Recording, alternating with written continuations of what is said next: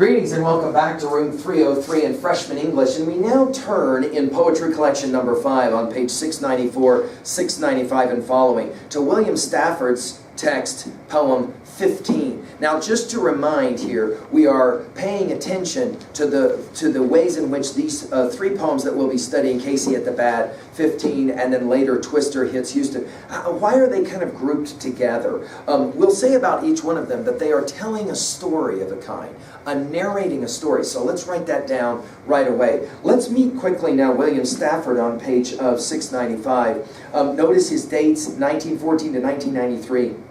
He was raised in Kansas. He didn't publish his first book of poetry west of your city until he was 46 years old. However, he made up for lost time after that, publishing many collections, including the famous poem, Traveling Through the Dark. I hope that when we do some of these poems, that you will maybe be interested in the poet and you'll go on. And for example, Traveling Through the Dark is a text that we study later in our high school career. But I hope you'll look at more of his stuff. Fellow poet Robert Bly has said that Stafford's poems are spoken like a friend over coffee. That's a beautiful, I think, way to talk about Stafford's accessibility. Let's put that in our notes at level 2B. This is a poem, 15. This is a poem that will be very accessible to you once we get into it. Now, I will say this. Sometimes freshmen, when they work this poem with me, they're not completely sure exactly what's happening. We'll try and help you through it. Let's read the poem now really quickly on 699 and get a sense of it. All right. By the way, notice how the poem is divided into different kinds of stanzas and all of that. Read with me on 699.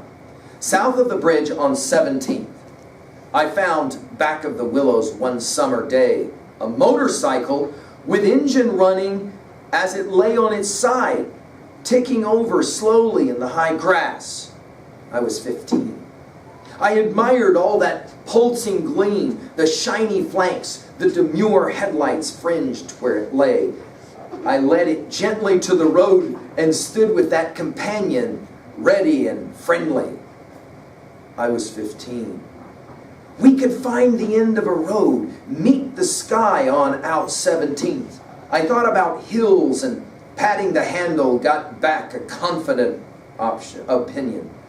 On the bridge we indulged a forward feeling, a tremble. I was 15. Thinking, back farther on in the grass, I found the owner just coming to, where he had flipped over the rail. He had blood on his hand, was pale. I helped him walk to his machine. He ran his hand over it, called me a good man, roared away. I stood there, 15.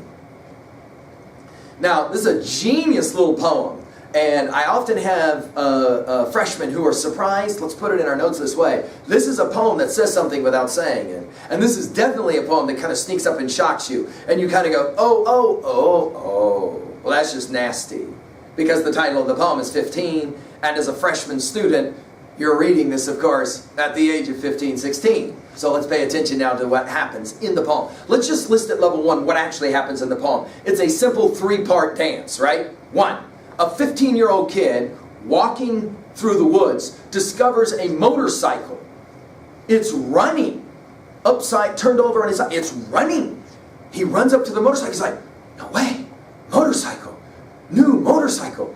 He picks the bike up, part 2, and he pushes it up onto the road. It's still running. And he immediately is like, oh, this is awesome. I got a motorcycle. This is so great. I'm going to be able to go all over the place. I can travel places on my motorcycle. I got all things. It's like a gift from heaven. Right out of the sky, a motorcycle fell. High five. Part 3. Wait a minute. The motorcycle was running. Why was it run? I wonder if there was a rider on the motorcycle. The motorcycle didn't drive itself into the woods all by itself. He goes back, and he just finds a guy who is starting to come to, because the guy has wrecked the motorcycle, went over the rail, a little bit of blood on him. The kid helps him up, brings him back to his motorcycle. The guy calls him, hey, you're a good man. Notice he calls him a man. You're a good man. And he drives off on the motorcycle, leaving the kid standing, watching the man drive off on his motorcycle. And the last line of the poem says, I stood there, 15. Now that's the poem. And the beauty of this poem is, there's something being said here without it being said. And some of you as freshmen are going to go, well, that's just downright nasty, what's really being suggested in this poem. But let's go ahead and get into it and ask, what's really being said here in this poem? Well, it's a simple question. Let's write it in our notes. What does it mean to be 15? Write that down. What does it mean to be 15? And this poem says, I'll tell you what it means. It means you're 15. Which means you interpret everything through the eyes of a 15-year-old. No way! A motorcycle. Dude, that is awesome. I get my own motorcycle. That is so great. It doesn't even occur. Notice, first thought. What's the first thought of a 28-year-old? When a motorcycle is turned over on its side and it's still running next to the side of the road. First instinct is, crap, there's somebody was on this bike. Got to find. Look, quick, who wrecked? Who got hurt? I got to make sure I help. I got to help whoever got hurt. Who got hurt? In Greek mythology, of course, we notice how we keep coming back to Greek stories, right? In Greek mythology, we have a very famous story about this person who is so unbelievably, stunningly beautiful, Narcissa, that when she looks over into the pool of water, so stunningly beautiful, the reflection, oh, I've never seen anything so beautiful in all my life. We call today, of course, an individual who is completely consumed with himself or herself narcissistic. To be narcissistic means you only see the world through your own eyes. You don't have any real sense of other people who live in the world. It's only you. Remember your first day of middle school when you walked into the school for the first time and you thought everyone was looking directly at you? How do I look? I can't like humiliate myself. I got to make sure how do I look? Because everyone is looking at me.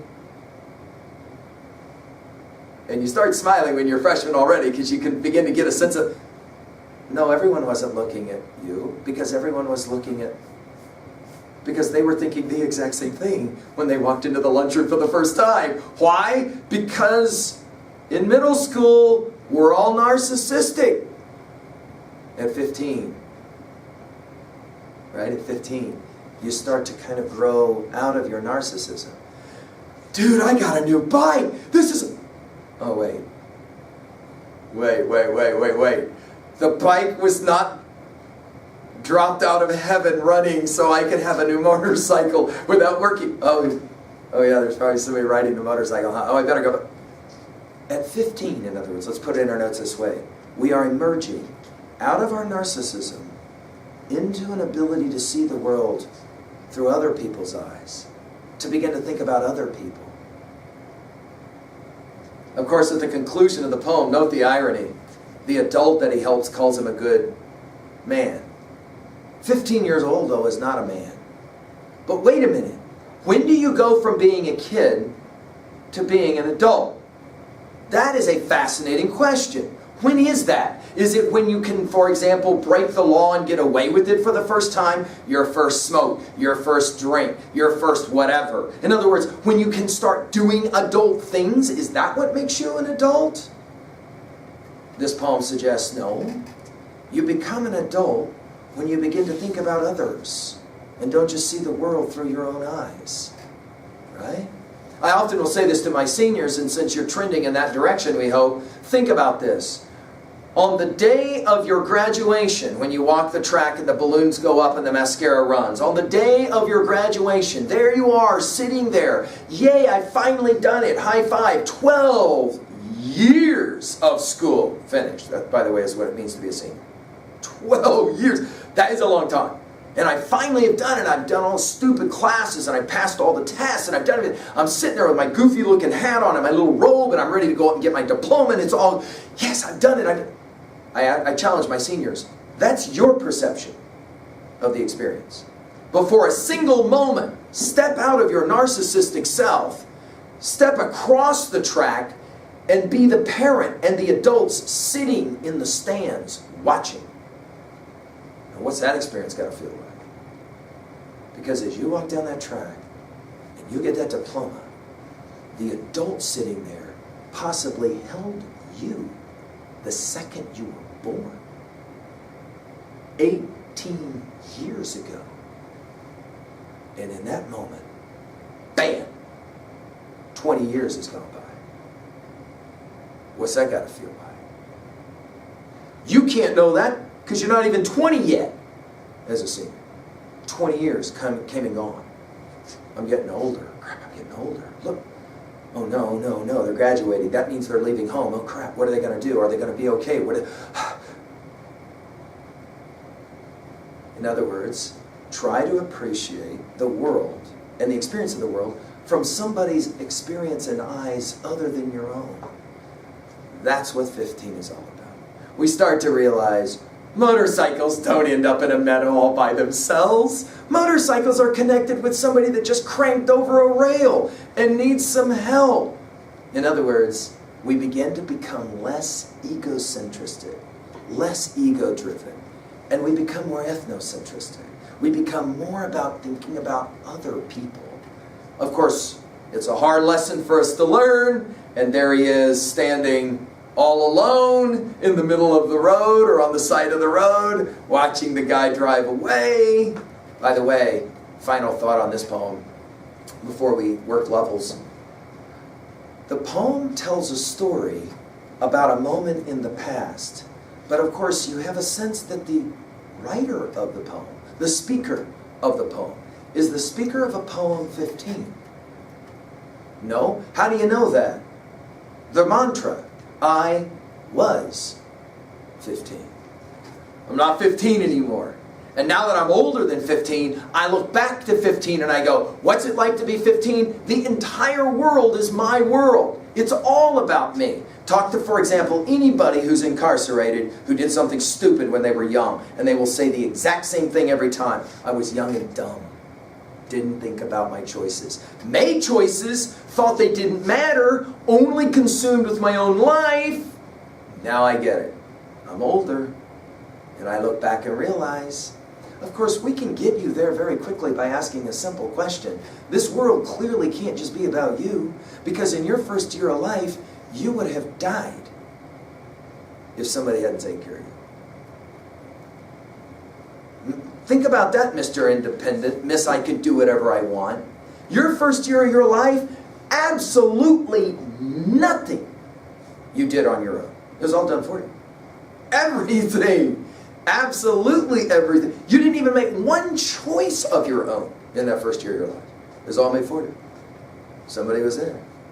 I defy you to even write down on your paper one choice you made in the first year of your life. It wasn't your life. It's never been your life. Ever. Ever. The food you eat was made by somebody else, grown by somebody else. The clothes you have on right now, made by somebody else. The room you're sitting in, built by somebody else. The cell phone that's so important in your life, invented by somebody else.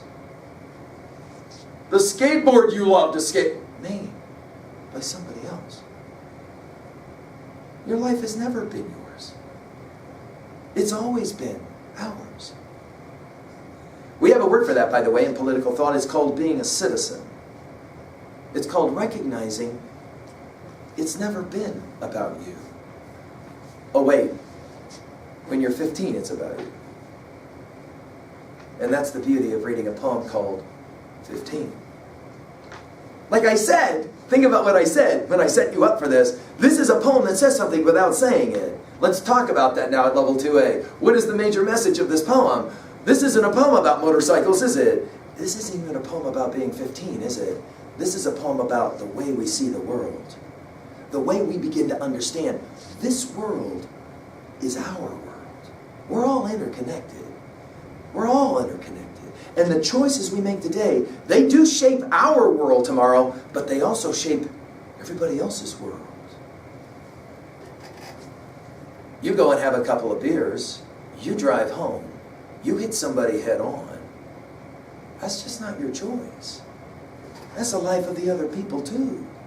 We're all interconnected. Two people hooked up and exchanged fluids to produce you. You didn't have any choice in the matter. That's the nature of the world that you live in. And when you're 15, that is a hard pill to swallow. Leave me alone, it's my life, I'll do whatever I want. Yeah, you are right, but you're 15. Notice as well, this is the beauty of this poem. I mean, it works on multiple levels. This is a poem about youth and old age, isn't it? Notice, it's an older man who probably, we might say, maybe a deer ran out and he ran off the road, or maybe he just got his brand new motorcycle and he's learning how to drive it and he lost control. He went over the rail, you know what I'm saying? And the young man has to go over and help the old man up and put him back on the motorcycle. And of course, the old man doesn't have any clue. The young man almost got on that motorcycle and drove away. Of course, that would have been fun, right? At 15, you come home and your dad goes, well, where'd you get the bike? Oh, I found it. It was like, I'm sorry, you did what? Yeah, no, it was running in the woods next to the road. It was running. Somebody left it for me. Son, are you serious with me? How do you imagine that bike got there in the middle of the woods? Youth, old age, right? So he helps the old man, and then the old man says, you're a good man. Thank you for helping me. The old man's got no idea that the kid almost ripped off his bike, didn't have any clue about it at all, right? At 2b, notice how this poem works in terms of two things. Notice the repetition of the phrase, I was 15. I was 15. I was 15. I stood there, 15. 15, the title of the poem, becomes in some ways a symbol, level 2b, right, of what? Young and dumb. The moment when you begin to kind of come to some understandings of some stuff, you start to see stuff. We call that an epiphany. That's the epiphany, right? When you read the poem, you go, oh yeah, oh yeah. Of course, you could argue, well, the kid should have just run off with the motorcycle. I mean, dude, he found a motorcycle, finders, keepers, losers, sweepers. I'm going to take the bike, I'm going to hop on it, I'm going to ride off. Of course, imagine for a moment that you do ride off, and you go around the curb, and there's something in the road, and you hit the rail, only now you're in an emergency room. Oh, do the doctors get to say, it's not my wreck, I don't gotta... No. The doctors gotta make sure you don't die. That's what they do for you. And in that moment, you're very excited that there's a doctor who will do for you. But wait a minute, you didn't do for the old man. You stole. You took it. But see, that's what you do at 15. If I can take it, I take it. Of course, you're not thinking. Well, yeah, but I mean, no one can live in a world like that. Well, what happened if you called 911 and they said, sucks to be you? No, that is not the world we live in. I need help from people. Right. We're all interconnected. We're all together. You don't have a choice to be other. You've never been other. It's always been our world. It's never been your world. Right?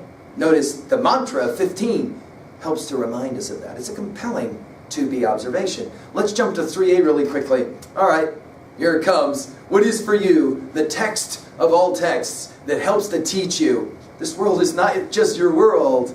We're all connected. We're all together. What's your favorite song that teaches that? There are a lot of video games that teach this. Have you noticed this? Where an individual in the game has to accomplish stuff, but can't do it alone. Can't do it alone.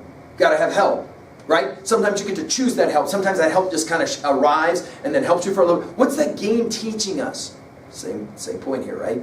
Jot down your favorite game that teaches you that. Your favorite song that your favorite movie that teaches you that. We're all kind of in this thing together. We don't get to say that we get to do this alone. Finally, at level 3b, this is a very interesting question for us. At what point do you begin to learn? Have you had a 15 experience yet in your life where you kind of have this epiphany and you kind of go, oh, I have a lot of seniors that figure that out on graduation day. Graduation isn't about you. Graduation is about us. Us. It's all of us. Right? And that's why it's a celebration. Come to think of it, That's the whole point of celebrations. You thought as a child your birthday party was about you. This poem says, no, it's always been about us. Because every time a parent celebrates a birthday, that's one more year older. The parent has grown too. Right? And they start seeing it then from their perspective. You can start seeing it from others' perspective as well. To what degree, can I ask this question without insult? I told you, this is a poem that will unsettle. To what degree are you still 15? And now by 15, I don't mean your age. What do I mean? Your attitude. To what degree are you still in that world where you think it's all just about you? And at what point do you begin to kind of move out of that? Right? Beyond that. Talk to any young mother, and she will tell you, man, the minute you have a child, you just, I mean, it's the slap of all slaps, right? Because you got to take care of something now all the time, and it's called for the rest of my life and its life, the child's life, right? We're always connected in some way, right? Just because other people, maybe for example in your life, have not shown proper responsibility to you, does not negate your responsibility to both them and everybody else in your life. The obvious question for you is, when does that happen for you? And how does that happen for you? Well, William Stafford's classic, would you agree with me? It is a classic. It's a compelling little text, right? Amazing what a great poet can do in a few lines. Thank you.